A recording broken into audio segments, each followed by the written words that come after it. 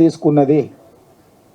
అదేవిధంగా పరిపాలనకు సంబంధించి నిషేధిత ప్రాంతాలుగా ఉన్న ప్రగతి భవన్ కావచ్చు, రాష్ట్ర సచివాలయం కావచ్చు, ఇవి నిషేధిత ప్రాంతాలు కావు. ప్రజలు స్వేచ్ఛగా రావచ్చు, వాళ్ళ సమస్యలు విజ్ఞప్తులు చేయొచ్చు, వాటిని పరిష్కరించడానికి మా ప్రభుత్వం ఉన్నది అని చెప్పి సచివాలయ గేట్ల నుంచి ప్రగతి భవన్ ముందల ఉన్న ముళ్ళ కంచెలను బద్దలు కొట్టి ప్రజలకు ప్రవేశం కల్పించినము.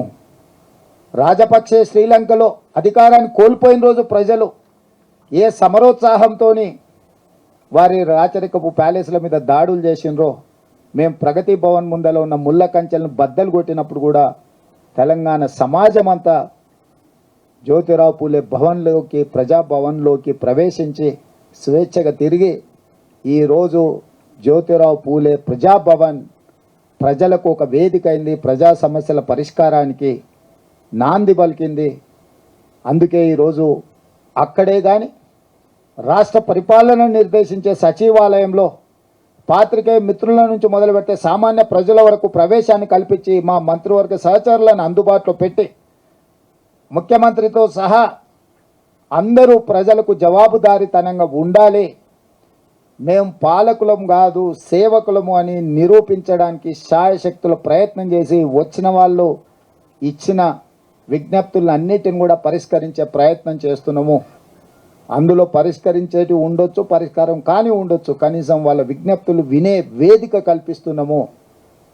ఇది పరిపాలన పరంగా అధికారులకు కూడా గుత్తాధిపత్యంగా కొద్దిమంది సామంతులను పెట్టుకొని నడిపినట్టుగా కొద్దిమంది అధికారుల చేతుల్నే అధికారాన్ని పూర్తిగా పెట్టి పరిపాలన సాగించిన విధానాన్ని స్వస్తి పలికి ప్రతి శాఖకు సమర్థవంతమైన అధికారులను నియమించి స్వేచ్ఛగా వాళ్ళు నిర్ణయాలు తీసుకునే విధంగా ఈరోజు పరిపాలనను వికేంద్రీకరించినము.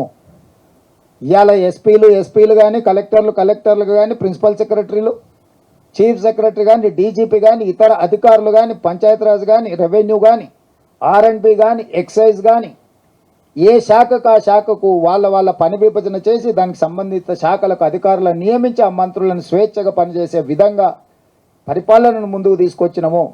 10 సంవత్సరాలు పేరుకపోయిన వేలాది ఫైళ్లను ఈరోజు పరిష్కరించుకుంటూ ఒక్కొక్క అడుగు ముందుకు వేస్తూ పారదర్శకమైన పరిపాలనను ప్రజలకు అందుబాటులోకి తీసుకురావడానికి మా ప్రభుత్వం ఈ 100 రోజుల్లో నిరంతరం ప్రయత్నం చేసి పరిపాలనలో సమూలమైన మార్పులు తీసుకొచ్చి ప్రజలకు అందుబాటులోకి తీసుకొచ్చే పరిపాలనను మేము అందించే ప్రయత్నం చేసినాము.